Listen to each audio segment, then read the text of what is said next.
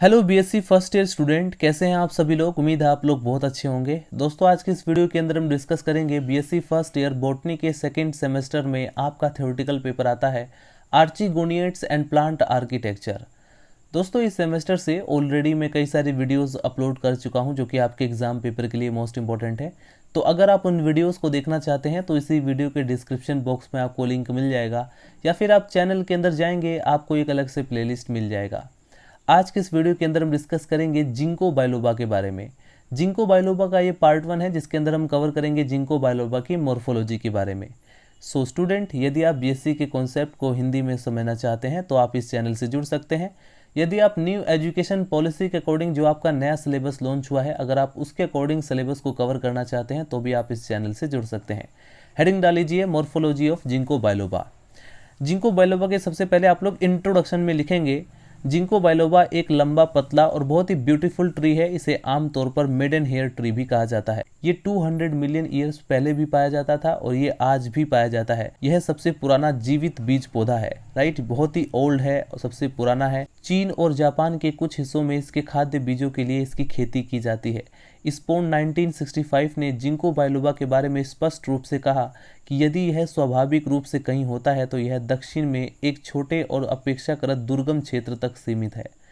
Linnaeus 1956 हालांकि कुछ सबूतों का उल्लेख करते हैं कि जिंको अभी भी दक्षिण पूर्वी चीन में चेकियांग की उत्तर पश्चिमी सीमा और दक्षिण पूर्वी अनवेही के साथ जंगली राज्य में मौजूद है। चीन और जापान में इसे मंदिर के बगीचों में पवित्र वृक्ष के रूप में उगाया जाता है। इसकी खेती संयुक्त राज्य अमेरिका में छायादार वृक्ष के रूप में की जाती है। यूरोप, अमेरिका और भारत के कुछ बगीचों में भी इसकी सफलतापूर्वक खेती की जाती है। जिंको नाम पहली बार 1619 में एक यूरोपीय वनस्पति शास्त्री कैम्फर द्वारा प्रस्तावित किया गया था और इसी नाम को लीनियस ने 1771 में अपनाया था। राइट, तो यहाँ पर आप लोग इसकी मॉर्फोलॉजी यानी बाह्य संरचना आप लोग देख सकते हैं। सो स्टूडेंट, ये है जिंको बायलोबा का a long shoot bearing deeply lobes leave, जिसमें कि लीफ के अंदर लोब्स भी आपको दिखाई देंगे। अगर आप ध्यान से देखें तो ये इसमें बीच में जो एक्सिस दिखाया गया है ये इसका लॉन्ग शूट है। लॉन्ग शूट की जो ग्रोथ होती है वो अनलिमिटेड होती है, ये बढ़ता चला जाता है।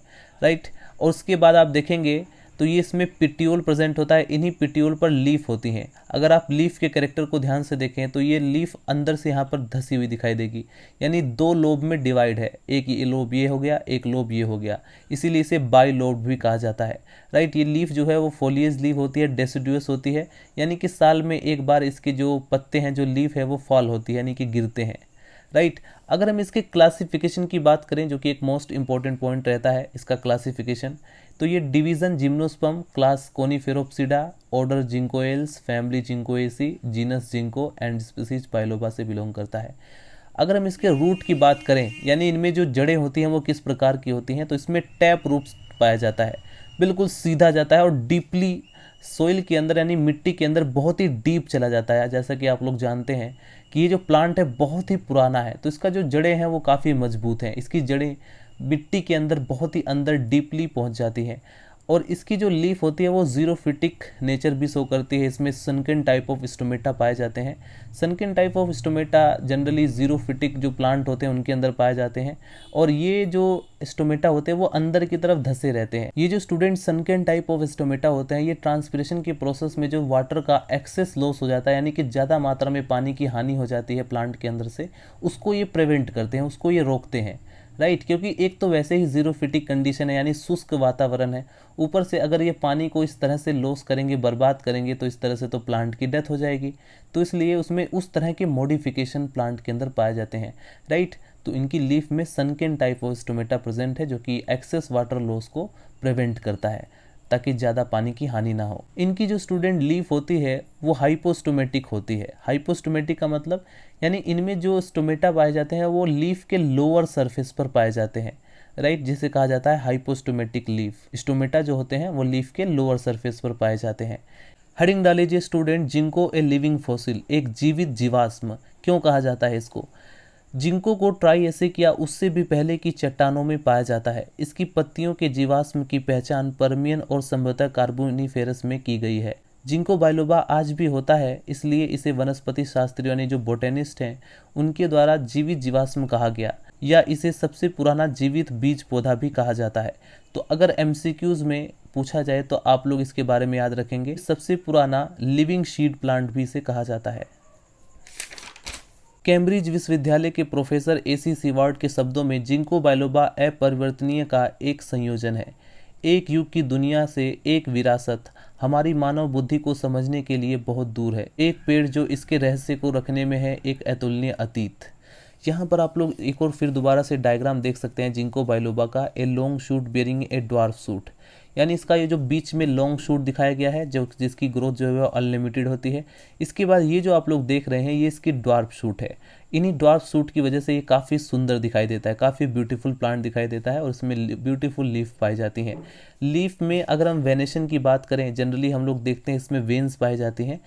तो इनके वेनेशन किस प्रकार से होता है, इसमें डाइकोटोमस वेनेशन देखने को मिलता है इनकी लीफ में, राइट। जैसे फॉर एग्जांपल इनकी वेन्स ये जा रही हैं तो ये दो भागों में ऐसे बढ़ जाती हैं, तो इसे कहा जाता है डाइकोटोमस वेनेशन, राइट। इसमें पिट्यूल पाया जाता है। लीफ को आप लोग देख सकते हैं, ये पिट्यूल पर लीफ लगी रहती है। ये इसका ड्वार्फ शूट है और ये इसका लॉन्ग शूट है, राइट स्टूडेंट।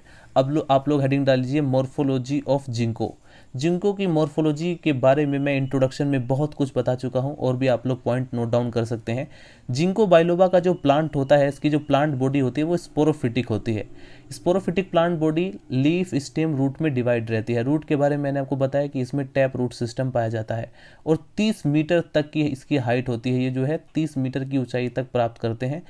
जिंको पेड़ों द्वारा शाखाओं में बंटने का एक बहुत ही अनियमित पैटर्न दिखाया गया है। शाखाएं यानी ब्रांच होती हैं वो द्विरूपी होती हैं, अर्थात लंबी शाखाएं होती हैं जो कि बिखरी हुई पत्तियों के साथ असीमित वृद्धि की होती है, यानी अनलिमिटेड ग्रोथ की होती हैं। और बोने अंकुर जो कि सीमित वृद्धि की छोटी शाखाएं होती हैं। लंबे अंकुर तेजी से बढ़ते हैं, कभी कभी एक वर्ष में 50 सेंटीमीटर तक। बोने अंकुर धीरे धीरे बढ़ते हैं, 2 से 3 सेंटीमीटर लंबा तक बोनस शूट कई साल पुराना हो सकता है। कभी कभी दो प्रकार के अंकुरों के बीच कोई अंतर स्पष्ट नहीं होता है और बोना शूट जो होता है यानी जो ड्वार्फ शूट है एक लंबे शूट में चेंज हो सकता है, जबकि बाद वाला कभी कभी 1 या 2 साल के लिए बोने शूट में परिवर्तित हो सकता है और फिर वापस एक लंबे शूट में बदल जाता है। लंबी टहनियों पर मौजूद पत्ते गहरे लोब वाले होते हैं, जबकि ड्वार्फ शूट पर इतने गहरे लोब नहीं होते हैं। जिंको बाइलोबा में एक लंबी नल की जड़ प्रणाली होती है, व्यापक रूप से शाखाओं में बटी होती है और मिट्टी में गहराई तक प्रवेश करती है।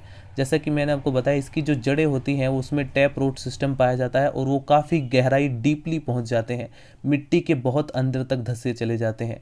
पत्ते के पत्ते सरल बड़े पिट्यूलेट होते हैं और फच्चर के आकार के होते हैं, पंखों के आकार के, विस्तृत शीर्ष संकीर्ण आधार के साथ होते हैं, राइट। लीफ के कई सारे कैरेक्टर मैंने आपको बताए जो कि इस बुक में भी मेंशन नहीं किया गया है।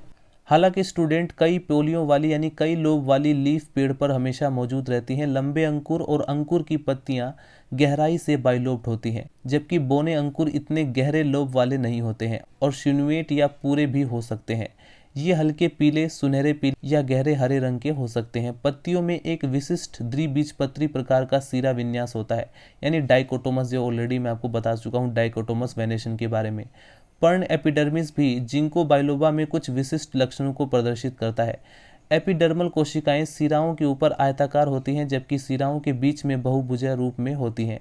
पत्तियां हाइपोस्टोमेटिक होती हैं, मतलब कि मैं ऑलरेडी आपको बता चुका हूं कि स्टोमेटा जो होते हैं वो लीफ के लोअर सरफेस पर पाए जाते हैं। अगर ऐसा किसी भी प्लांट के अंदर होता है तो उसे हम बोलते हैं हाइपोस्टोमेटिक लीफ, राइट। जो स्टोमेटा जो रंध्र होते हैं वो पत्ती की यानी लीफ की लोअर सरफेस पर होते हैं। नेक्स्ट वीडियो के अंदर स्टूडेंट हम डिस्कस करेंगे जिंको बाइलोबा की एनाटॉमी के बारे में, राइट, यानी इसके इंटरनल स्ट्रक्चर के बारे में, जिसमें हम इसकी लीफ के इंटरनल स्ट्रक्चर देखेंगे, इसके शूट के इंटरनल स्ट्रक्चर देखेंगे, इसके पिट्यूल के इंटरनल स्ट्रक्चर को देखेंगे। तो उम्मीद करता हूँ ये वीडियो आपके लिए काफ़ी हेल्पफुल रहा हो। अगर आपको ये वीडियो पसंद आया तो लाइक करें, चैनल को सब्सक्राइब कर दें अगर आपको इसी तरह की और भी वीडियोज़ चाहिए तो। मिलते हैं स्टूडेंट नेक्स्ट वीडियो में। Bye bye, Tata.